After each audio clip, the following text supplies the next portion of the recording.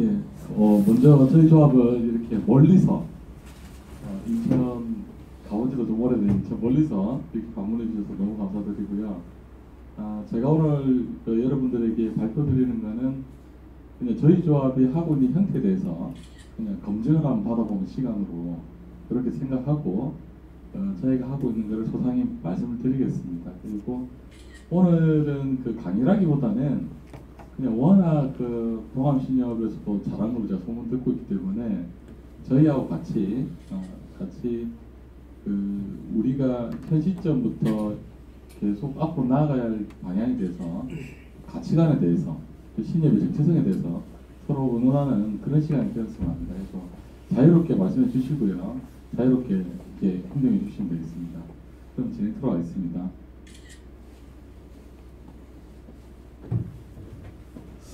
이상하게 그 옛날에 인천 그 지역본부에 한번 올라간 기억이 있는데 그때 한 200명 정도 모시고 진행했던 기억이 나거든요. 근데 오늘 여기 14분 계신데 더 이상 떨리는 느낌이 왜 그런지 잘 모르겠습니다만 오늘 조금 더 떨리는 것 같습니다. 인천 지역본부도 한번 옛날에 제가 그 과장 때 한번 갔던 기억이 납니다. 일단 먼저 간단하게 저희 조합 소개부터 하겠습니다. 저희 조합 5년 단위로 이렇게 쭉 준비를 해봤는데요.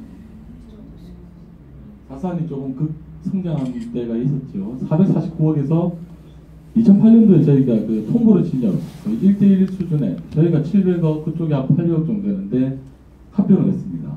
거의 1대1 합병을 해서 되게 힘들었었는데 그리고서 2010년에 2199억 15년에는 3,559억 16년에는 다시 4,600억 이게 1년 단위인데 여기서는 올해 다시 5,200억 이렇게 상당히 급성장했습니다. 이런 배경들은 조금 더 다시 설명을 드리고요. 단기순이익은 옛날에 이제 6억 정도에서 막 하다가 10년에 이제 36억 15년에 52억 16년에 70억 올해 이제 104억 정도 충당적이익을 마크를 합니다. 충당은 지금 세금을 내지 않는 유일한 방법으로 유보금을 확보하는 방식이잖아요. 그래서 저희가 충당을 조금 과하게 합니다. 실제 충당 필요한 것보다. 그래서 충당하고 난 뒤에 당기순이익은 이제 올해 뭐 76억 5천만 원 이렇게 마크를 했고요. 대출 비율은 뭐 대동소이합니다. 그리고 연체율은 제가 합병하면서 똥줄 뛰었다가 다시 정상화되는 과정에서 2.25 작년에 마크를 했고요. ROA는 뭐 자산 증가 속도보다 단기순 증가 속도가 더 크다 보니까 ROA도 상당히 큰 편이고 선자본 비율의 증가 속도도 자산 증가 속도보다는 단기순이익 증가 속도가 워낙 커서 조금 대형 자산에서는 좀 보기 힘든 비율로 선자본 비율도 올라오고 있는 수준입니다. 인원은 자산에 비례해서 올라가야 되는데 저희가 32명, 35명, 35명 이렇게 현재 생산성을 좀 극대화되지 않았나 생각이 들고요. 지정 개수는 당시에 저희가 3개 했다가 합병하면서 4개 체제로 유지하다가 2012년도에 저희가 4+1이라고 이야기를 하는 거는 이제 기획실이라고 저희가 아이디는 전체 지정을 관리하는 통합부서가 별도로 만들어집니다. 실책하고 별개의 문제로 이렇게 기획실이 만들어지는데요. 그 기획실이 이제 4+1이라는 개념으로 적용을 했는데 지점 정도의 수준의 인원이 배치되어 있습니다. 그렇게 되어 있고 그 다음에 이제 요게 이제 계속 진행되는 이런 상황이 되어 있습니다. 전체 이 표상으로 보면 급격하게 변화되는 시점이 뭐 합병하면서 저희가 좀 고생을 하면서 그렇게 변했기는 했습니다만은 수익구조 개선이라든지 자산의 증가는 거의 이때 이 수준에서 극단적으로 변화를 일으킵니다. 이때 저희들이 무슨 일이 있었냐면요. 리먼 브러더스 사태가 2008년도에 발생하고 맞죠? 그리고 2010년도에 저희들이 예측하기에는 이제 금리가 대세 하락에 놓이게 될 것이다라고 이제 직원들끼리 예측을 합니다. 그러면서 방법을 어떻게 해야 될 것이냐.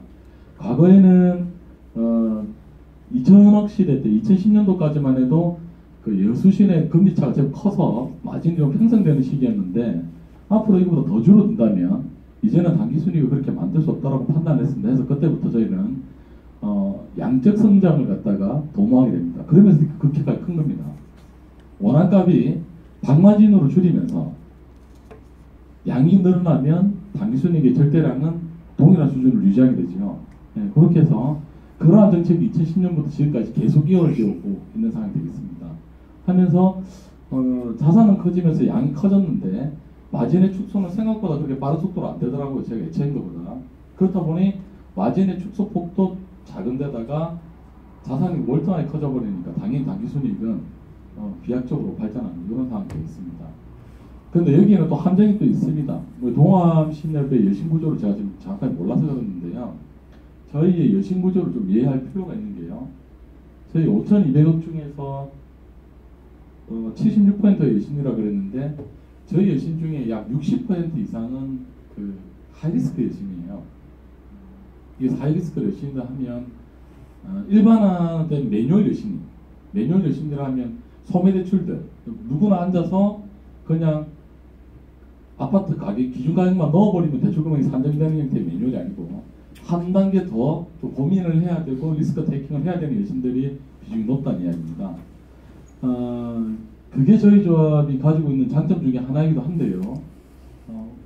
그게 지금 한 60% 정도 차지하다 보니까 사실 우리 조합원들에 대한 소매대출 평균금리는 3.8, 3.9 정도도 안 돼요. 왜냐하면 신규 발생량이 뭐 3.4, 3.2 이렇게 나가기 때문에 실제 조합원들한테는 엄청난 혜택이 가고 있습니다. 적어도 여신 분야에서는 엄청난 혜택이 가고 있는데 그러면 이 엄청난 수익을 도대체 어떻게 만들어내느냐. 조합원 대출이 아닌 법인 대출이나 기타 등등의 대출에 또는 조합원 중에서도 소위 말하는 서민의 범주를 벗어난 사람들에 대해서는 저희가 높은 이율을 받고 수수료를 받아냅니다. 그래서 조합원 대출의 밸런스를 맞춰나가는 거거든요. 그래서 내년에도 과연 이 정도 수익이 나올까는 고민됩니다만 수익 구조라는 게 그게 뭐 1년 만에 급격하게 움직이는 상황이 아니기 때문에 내년에도 충당된 이익은 100억은 아마 돌파하지 않겠냐 싶습니다. 지금 광안신협도 한 이 정도 난 걸로 알고 있는데 네, 부산에서는 광안하고 저희하고 비슷한 패턴을 좀 유지하고 있습니다. 그래서 저희가 가지고 있는 하이 수익, 초수익에 대한 여신들은 대부분은 다 시설대 쪽이에요. 시설대 쪽이고 일반 담보대 법인들은 조합원보다 약 2, 3% 정도 높은 수준의 수익 정도인데 시설대는 그보다 더 셉니다. 근데 이걸 권하고 싶지는 않습니다. 왜냐하면 시설대는 보다 많은 노력이 좀 필요한 것 같아요. 리스크에서도 좀 더 타이트하게 가져가야 되고요. 그래서 이걸 권하고 싶지는 않습니다. 그리고 지금은 이미 시설대 시대가 끝났습니다. 2017년 기준으로 끝났고요. 우리가 시설대 포지션이 전체 3,800억 정도의 여신 중에서 약 400억 정도가 계속 유지되고 있는데 이제 그 시대가 이제 끝난 것 같아요. 왜 그러냐면 옛날에는 준공하고 나면은 돌았으면 전부 다 상한이었어요. 그 정도로 빠른 속도로 시장에서 소화가 되었는데 정부에서 각종 규제나 정책이 내려오기 시작하면서 지금은 상한되는 속도가 더디기 시작합니다. 이 말은 곧 시장이 버블이 형성됐다고 판단되고 있는 거거든요. 그래서 지금은 저희도 시설대 같은 경우에는 상당히 탁하게 옛날에는 자기 자본율 한 25%만 해도 클리어 시켜줬는데 지금 35% 이상 가져오더라도 사업성이 안 맞으면 제가 진행을 안 해버려요. 그 정도로 탁하게 지금 하고 있어서 그런 고수익은 좀 사라진 것 같고요. 그 외에 저희는 자산이 이제 좀 크다 보니까 소매대출로는 5천억을 커버할 수 있는 방법이 사실 공동주택 내에서는 잘 없습니다. 뭐 인천도 그렇죠. 부산도 그렇습니다. 저희도 그 구 단위로 지금 공동주택 형성되어 있는데 5천억을 구 내에서 소화한다는 것은 현실적으로 좀 어려움이 있습니다. 해서 하다 보니 저희도 그 다른 여타 대형조합들하고 마찬가지입니다만은 증권사하고 그런 저축은행하고 계속 유기적인 관계를 유지하면서 컨소시엄을 하면서 대형 여신들을 같이 그쪽에다 좀 어느 정도 포지션을 가져갑니다. 그게 한 500억에서 한 700억 정도 항상 유지하고 있습니다. 그게 그런데 워낙 대형 대출이다 보니 시장에서 대형 대출에 대한 공급자가 제한적이잖아요. 은행도 사실 1,000억짜리 잘 안 하고 500짜리 잘 안 합니다. 은행들도 200억 넘어가기 시작하면 잘 안 해요. 걔네들도. 그렇다 보니까 여신 단위가 200억이 넘어가는 초대형 여신 같은 경우에는 시장의 공급자가 상당히 제한적입니다. 그렇다 보니 저희나 또 광안 신협에는 또 덩치 큰 친구들하고 신협가에서는 농협들은 덩치가 대부분 다 크기 때문에 같이 들어온 편이고요. 그 다음에 저축은행들하고 증권사들하고 해서 그들만의 리그가 따로 있습니다. 여기에서 그런 대형 여신들을 한 뭐 700억에서 많게는 한 1000억까지 커버를 해주는데 이쪽의 평균 금리가 상당히 좋은 편이에요. 공급자가 없다 보니까 당연히 수요자에 비해서 공급자가 없다 보니까 금리를 은행 입장에서 세팅이 가능하겠죠. 그래서 그쪽의 금리가 좀 센 편이어서 그쪽 금리, 그 다음에 시설대에서 발생하는 무지막지한 수익 이 두 개 가지고 조합원님들에게 소매대출을 낼 때는 은행보다 더 낮은 가격으로 공급을 하는 겁니다. 그게 저희 주요 정책인데 그럼에도 불구하고 조합원들한테 우리가 주는 그런 기대금리 대출보다는 수익이 워낙 많은 예신들이 많다 보니까 당기순이 이렇게 발생하는 것 같습니다. 그리고 저희가 그 2012년부터는 물론 그 전에도 약간 정확한 형태의 모듈은 아닙니다만은 총무가 개념이 있긴 있었어요. 근데 총무가가 있었고 근데 실무 책임자 직속 총무가가 되다 보니까 이게 좀 상당히 제한적인 수밖에 없는 게 실무 책임자하고 총무가 한 명하고 둘이서 조합의 정책을 아우러야 되는 상황이다 보니 되게 좀 힘들죠. 아무래도 힘들 수밖에 없습니다. 지금 저희가 기획실을 운영하는데 기획실 인원이 5명인데도 불구하고 힘들어요. 근데 2명서 한다? 정말 그 슈퍼맨에 가깝습니다. 제가 볼 때는. 그래서 저희가 힘들어서 이때부터는 저희가 영업직하고 관리직을 완전히 분리하기 시작합니다. 그래서 지점은 영업만 하시오. 후선물을 다 없애버립니다. 여러분들 창구에 계신 분들은 마감하고 뭐 이렇게 또 정리하는 게 많잖아요. 그리고 장부도 또 정리하고 이러지 않습니까 혹시? 근데 저희들은 그걸 아예 기획실에서 다 뽑아버립니다. 정리해서 올리면 기획실에서 누락 부분하고 오류 부분 다 잡아내기 시작합니다. 그래서 기획실에는 저희가 기획실장이 있고 총무과가 있고 회계과가 있고 그다음에 채권이 있고 감사실은 기획실 소속은 아닙니다만 기획실 소속실을 운영을 하고 있습니다. 그리고 여기 있는 친구들마저도 기계적인 업무에 너무 치인다고 가정해서 아르바이트를 또 별도로 뒀어요. 아예 그냥 잡업무만 하는 친구들. 잡업무로 하면 서류 정리하고 뭐 이렇게 이쁘게 만들고 이런 거 그거 고급 인력들 하는 거 아니다라고 정의를 내리고 아르바이트를 넣어서 아예 그냥 작업으로 다 만들어 버립니다. 그리고 소팅하고 정리하는 값들은 이제 정식 직원들이 하고 정리한 값에 대한 정리는 알바에게 다. 그래서 총 6명이 저희가 일을 보는데요. 그럼 얘네들 뭐 하느냐? 우리 그 회계과 같은 경우에는 우리 조합에 일어나는 모든 회계 관련 업무들에 대한 총괄 대작을 맡고 있고요. 그 다음에 채권과 같은 경우에는 여신 규정하고 채권 관리를 같이 하기는 하는데 채권 관리가 워낙 저희는 없다 보니까 사실상 여신 정책을 갖다가 입안하는 친구가 채권과에 있고요. 그 다음에 수신 관련 모든 업무 매뉴얼 통일이라든지 수신 관련 업무를 정리한 친구들이 총무과에 있습니다. 근데 얘네들 계급이 어떠느냐? 5년차 대리들입니다. 우리 조합의 수신 정책을 통제하는 친구가 5년차 대리고요. 여신 업무를 통제하는 친구가 이제 바뀌네요. 지금은 2년차가 들어와가 4년 했으니까 이제 6년차 정도 되었는데 이 친구가 4년 하면서 다시 부임한테 물려줍니다. 다시 2년차예요. 이 2년차가 저희 조합의 여신 정책에 관련된 모든 사항들을 통제하게 됩니다. 그럼 이 친구들이 각 지점에다가 오더를 내리기 시작합니다. 업무는 이렇게 하셔야 된다, 저렇게 하셔야 된다. 또는 각 지점의 지점장들께서는 이 친구들한테 업무를 정리하다가 물어봅니다. 요즘에는 특히 여신 쪽 여신 분은 아시겠지만 비정상적인 속도로 이 여신 규정이 변경이 되고 있잖아요. 여신 규정 변경돼서 여신 업무 정리하는데 그냥 머릿속에 완전히 외우고 정리하시는 분이 요즘 좀 드문 것 같아요. 거의 뭐 바이블을 보든지 또는 뭐 엑셀 툴이라든지 다 태워야지만 판단할 수 있는 수준으로 많이 복잡해지잖아요. 그게 실시간각 변경이 되는데 이거를 옛날에는 각 지점에 있는 친구들이 자기만의 방법으로 정리를 해왔다가 그렇게 너무 노동력이 낭비되다 보니 그걸 집중하기 시작하는 거죠. 그래서 의견은 다 줍니다. 기획실에다. 그러면은 채권과에서 고용들을 취합해서 가장 가장 프로세스가 간단하면서 또는 직관적으로 이해할 수 있는 방법을 만들어냅니다. 그 만들어낸 걸 다시 각 지점에 뿌려주고 이런 일련의 과정들을 계속 저희가 피드백을 하는 거죠. 그래서 그런 정책들을 갖다 수행하는 친구들이 기획실 친구들입니다. 그래서 지점에서는 이제 저희가 목표를 하고 있는 게 지점에서는 자본모에 대한 또는 그 서무에 대한 스트레스는 아예 없애버리고 오롯이 너희들은 영업에만 집중하시오. 지점에서 해야 될 일은 설계된 상품을 어떻게 하면 판매를 잘할 것인가를 고민하는 것이지 이 상품을 거기서부터 다시 설계하기 시작하면은 이게 너무 늦어지는 데다가 지식의 축적도가 좀 낮아지지 않느냐고 저희가 판단해서 이제 후선을 뺍니다. 좋은 점은 뭐냐면요. 아까 말씀드렸듯이 수신정책을 위반한 친구들을 2년차에서 5년차 사이니까 아주 프레시하고 젊은 친구들을 갖다 왔습니다. 계속. 그러니까 얘네들은요. 각 지점에 영업점에 있는 일선 친구들하고 소통이 되는 친구들이에요. 그거를 15년차 이상의 차장급들이 통제한다고 가정해보면 과연 소통이 되겠느냐. 물론 소통이 되겠습니다만은 자기네들 또래하고는 차원이 다를 거거든요. 제가 볼 때.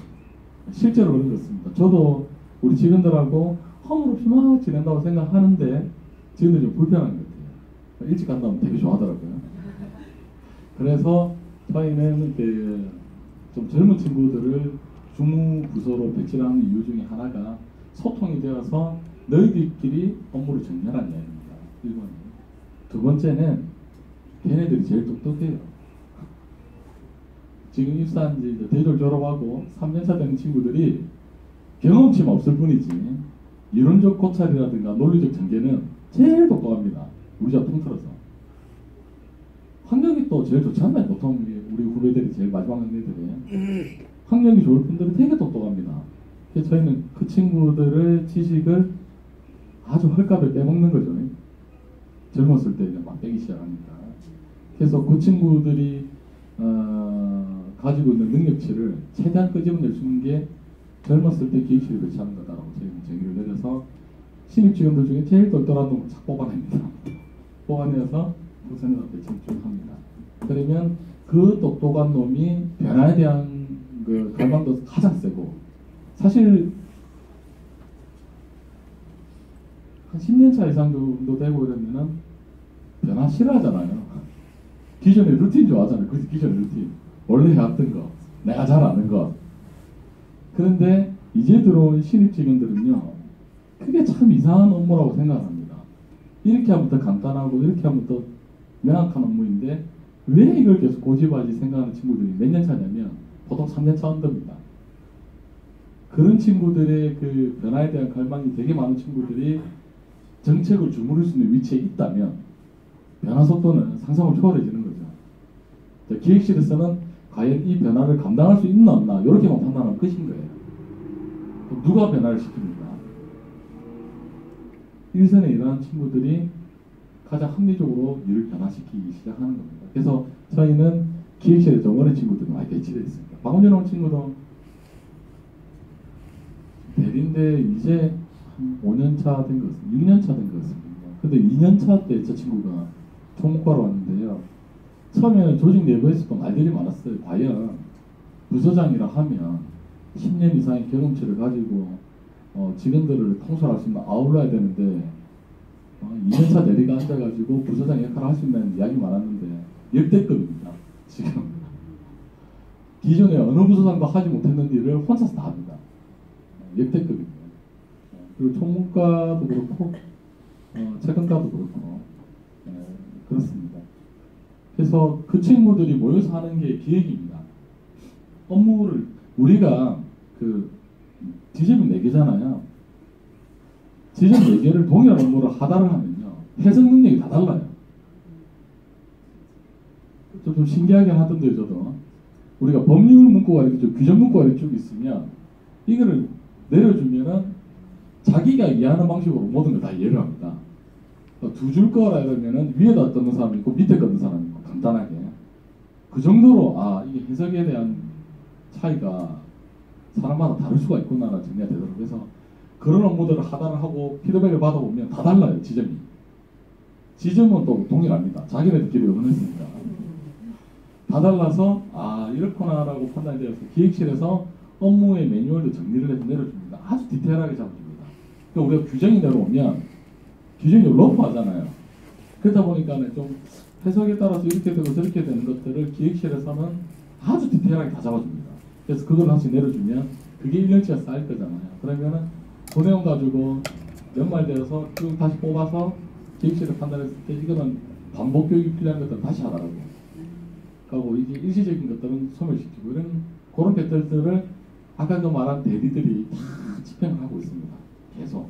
그러면 영업정은 적어도 규정 변화에 대해서 물론 자기가 열심히 공부하면 좋습니다만은 실제 현업에서 조합원하고 상대하고 상담하고 또는 어떻게 해서 이 마케팅을 펼쳐야 되는데 고민하고 있는데 규정까지 본인 보고 해석을 해서 재해석을 해라는 것은 상당히 제가 볼 때는 아닌 것 같고요. 기획실에서 간단하고 명료하게 내려서 소위 말해서 그냥 계산하는 법까지도 일일이 다 만들어서 그냥 쫙 내려줘 버리면 이 친구들은 그냥 아 요거는 그냥 업무에 필요한 뭐지요 도구일 뿐입니다. 도구를 그냥 그대로 끄집어 쓰고 자기네들은 이 도구 가지고 판매를 하는 거죠. 그래서 전투력이 도구를 갖추는 것보다 판매하는 쪽이 훨씬 높아질 수밖에 없어요. 그렇기 때문에 각 영업조에서는 과거보다는 월등한 속도로 영업하는데 힘을 많이 쏟아부을 수 있는 것이고 그 결과값들이 이제 이렇게 쭉 나타나는 걸로 그렇게 판단됩니다. 실제로 기획실을 운영하려면은 조직이 좀 더 커야 됩니다. 그러니까 세 개 있을 때 기획실을 하나 운영하는 거는 운영비용이 상당히 많은 거죠. 네 개 있으면은 세 개 있을 때보다는 기획실 운영비용이 좀 작게 들어갑니다. 각 지점에서 분담해야 될 분담금이 작아지니까. 이제 지점이 5개 돼버리면 제가 내년에도 5개 되는데요. 기존에 있는 것보다는 월등히 작은 비용으로 기획실이 운영이 가능한 거죠. 그래서 조직이 좀 커지면 기획실이 반드시 필요할 뿐더러 기획실 유지 비용이 각 지점에서 부하대가 좀 낮아지는 것 같아요. 그래서 조직을 좀 더 키우는 것도 상당히 의미가 있을 거고요. 그 다음에 저희도 그 멘토 멘티 해가지고 다른 조합들하고 막 이야기를 많이 하는 편인데요. 지금은 죄송합니다만 종합 자산이 어느 정도 되죠? 1250억밖에 안 됩니다. 아, 1250억이나. 네. 와, 1250억 조합이 이렇게 생동감이 넘치는 건 처음인 것 같습니다. 제가 아는 1250억 조합들이 이렇게 생생하지가 않은데, 아, 대단합니다. 아, 진짜로 그래요. 아, 진짜로 제가 다른 부산 시내도 조합 많잖아요. 막 힘들어서 가보고, 막 와서 좀 봐달라 해서 가보면은 진짜 이게 폐별식이 완전히 쩔어가지고 근데 왜 그런가 보면은 그 조합이 멀쩡해요. 자산도 1200억이고 뭐 여신비율도 80%고 연체율도 뭐 2% 언더고 모든 비율은 다 좋은데 수익이 안 나요. 왜 수익이 안 나지? 이렇게 같이 이제 막 분해를 하다 보니까 자산은 1000억인데 인원이 10,000명 정도 되고 인건비가 극단적으로 낮다 보니 직원들이 일할 의욕이 없고 그게 조금 이제 1000억 미만 조합들이 그런 형태로 많이 보이더라고요. 그래서 그 조합에서 가서 이사장님하고 이제 실체하고 다 모여서 이야기를 했죠. 멘토 멘티를 해달라는데 무엇을 해드릴까 하니까 예신을 좀 갖다 달라더라고요. 예신 갖다 주겠다. 근데 그럼 살 수 있을 거냐니까 살 수 있을 것 같아. 그래서 예신을 좀 갖다 부어줬죠. 못 살아요. 뭐가 잘못된 거냐 백 실장이 보면 제가 볼 때는 인원이 너무 많은데 인원을 자를 게 아니라 자산이 좀 더 작은 것 같습니다 라고 이야기했더니 자산을 키워도 되겠냐 물어보다 자기는 자신 없는데 무조건 자산 키워야 됩니다. 지금 죄송한 말씀입니다만은 이 정도 인원의 1250은 되게 작은 편이에요. 저희가 5235억에 35명이잖아요. 인당 1인당 생산성이 어느 정도 수준입니까? 광안신협은 6,400억인데 34명이에요. 생산성이 극단적이죠. 그래서 지금은 누가 잘했다 못했다의 개념이 아닙니다. 어차피 마진이 지금 워낙 박마진 상태이기 때문에 1인당 양으로 많이 커버를 해야 돼요. 그래서 자산성장은 필연적으로 따라야 되고 자산성장을 하고 하다 보면은 업무를 정리할 기획실이 필요한데 현 시점에 1200억 정도 수준에서 기획실이 필요한에 대해서는 고민이 좀 됩니다. 그거는 지금 현실적으로 무리지 않겠느냐 생각이 드는데요. 자산을 먼저 물어보고 지나기로 잘못했습니다. 인원은 조금 더 혹시 그 외근 오시고 이렇게 하는 거 직근 같은 거 안 하시고요. 그럼 지점이 지금 2개, 3개? 2개. 하나입니다. 하나. 하나냐? 먼저 만나 지점 아, 예, 죄송합니다. 먼저 만나 지점 하나. 저희는 지점이 4개인데요. 제일 작은 인원 배치되는 데가 5명이고요. 제일 많은 데가 7명이에요. 온전히 지점 일만 하는데.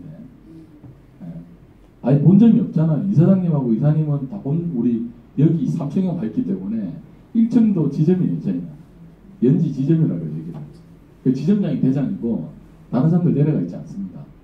기획실은 전부 다 2층에 나와 있습니다.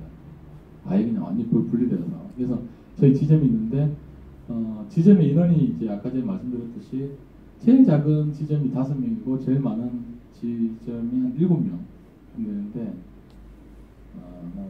6명짜리 지점이 제일 커요. 저는 1650억. 5명짜리 지점은 940억.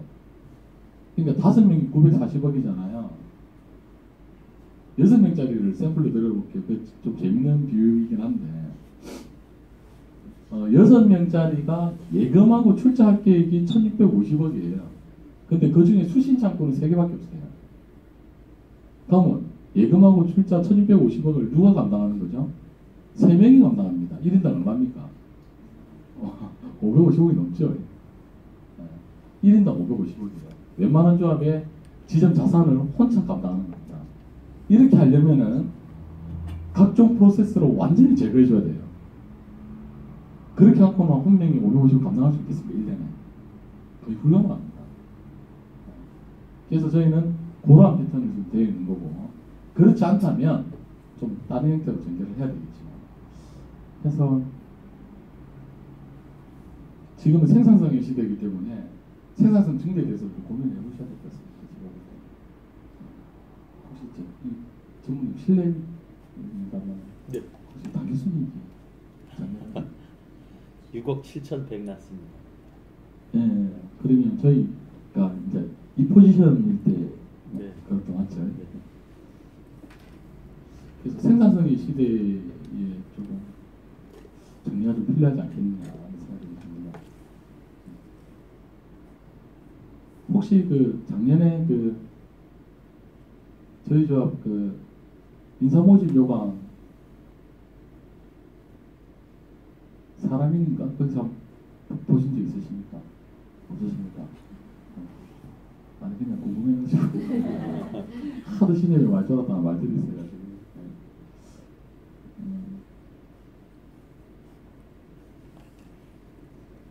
잠깐 당황하고 있습니다. 제가 지금 오늘 그 전개해야 될 방향을 다시 수정을 해야 되나 지금 잠깐 고민하고 있습니다. 내신 비율은 얼마나 되죠? 76%입니다. 네, 비율은 맞죠? 저희하고 똑같습니다. 아, 좋습니다.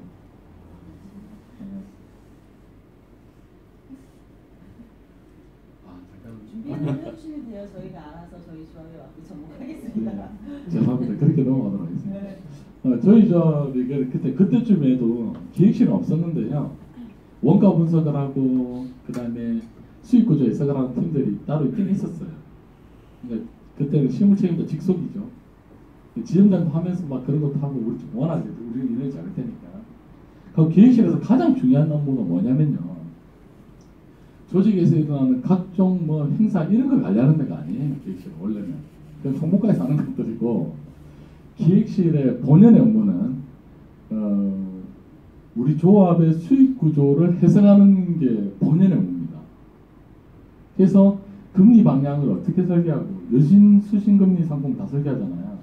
금리 방향을 어떻게 설계하고 어떻게 각 지점에서 올해 수신이나 여신을 증가시키면 올해 연말에 당기순이익이 몇십억이 증가하는가를 끊임없이 매달 체크하는 데가 기획실이에요. 그래서 그 방향성을 각 지점에서 계속 내려주는 거죠.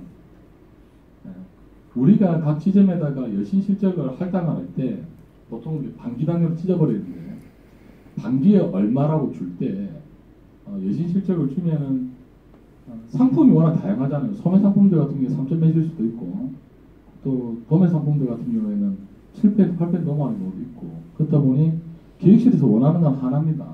너희가 뭘 팔든 상관없는데 올해 너희 지점에서 순증가 200억을 하고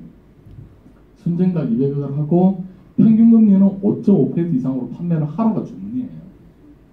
그게 그렇게 팔아야지 우리 조합의 수익이 기존하고 비슷하거나 아니면 우상향하는 코스로 가는 것이다라고 아이들이 그렇게 문제를 하다라고 합니다. 그러면 각 지점에서 자기네들이 판매 포지션을 설정을 해서 파는 겁니다. 소매 판단 뭘 안 합니다. 적응이 판단 뭘 안 하고 그거는 지점장이 판단해서 자기네들이 소매를 팔 자신이 있고 반대급부로 도매를 팔아서 수익을 낼 수 있다고 판단이 들면 지점장이 알아서 집행하는 겁니다. 숙제는 하나뿐이에요. 여신 쪽 파트는 금리 얼마에 순증가 얼마 이렇게 하다를 한다면 얘네들이 그 각 지점에서 일단 뭐 기획실에서 깔았으니까 까야 된다 해가지고 거기 맞춰서 막 판매를 합니다. 심지어는 요즘에는 워낙 똑똑한 친구들이 많아가지고 자기네들끼리 포트폴리오 쭉 짜놓고 그걸 팔고 이제 평균들이 계속 실시간 체크를 하더라고요. 그런 다음에 다 했습니다 하고 제출하거든요. 저희 기획실에다가 이제 그 평가 시점이 딱 되는 시점에 그래서 그렇게 쭉 하는데 기획실이 하는 업무 중에 제일 큰 거는 여신 평균금리, 수진 평균금리의 추정값을 갖다 끊임없이 추정합니다. 그래서 조합 전체 자산량하고 조달금리, 운영금리 이 세 개만 잡고 있으면 큰 흐름에서의 당기순이익 구조는 이해할 수 있는 거잖아요. 그래서 이거를 계속 해석해서 각 지점에 하다라는 게 제1 업무가 되겠습니다. 그 다음에 업무 정리하고 프로세스 간소화시키고 그러니까 기획실이 귀찮은 거예요.